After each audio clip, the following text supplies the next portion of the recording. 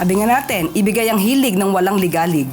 Pinabulaanan ng Malacanang ang naging pahayag ni Vice President Sara Duterte na last-minute issuance ng kanyang travel authority para makabiyahe sa ibang bansa. Ayon kay Palace Press Officer Undersecretary Claire Castro, April 14 nang mag-request ng travel authority ang Vice Presidente. Walaan niya sa record ng palasyo na hindi napagbigyan ng hiling na travel authority ni VP Sara.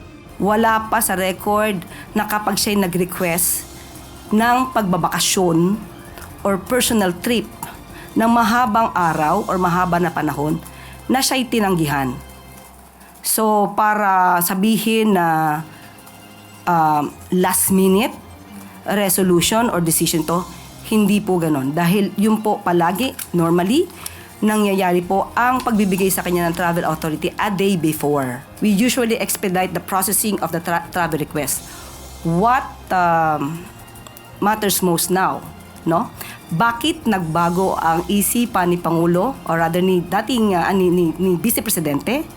What made her change her mind is the 6.7 billion question.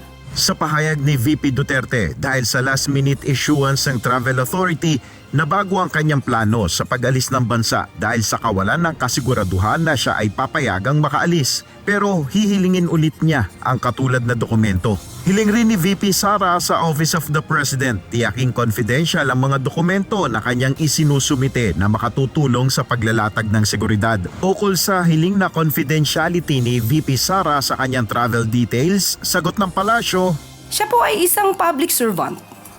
Hindi po siya pribado. Hindi po maitatago ang mga bagay-bagay na nais niyang itago.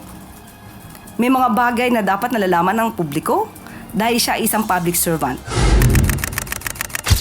Ayon pa sa Malacanang, sakaling humiling muli ng Travel Authority ang Vice Presidente, hindi naman nila ito haharangin dahil wala namang umiiral na hold departure order laban kay VP Sara.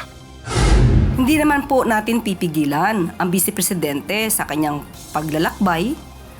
At maliban lamang siguro kung merong ilbo or merong precautionary hold departure order, tingnan din natin kung ano ang kanyang magiging reaksyon kapag siya ay na-issuehan ng ganyan. Del Maribuhok, UNTV News and Rescue, Diyos ang aming sandigan, serbisyo publiko ang aming pinahalagahan.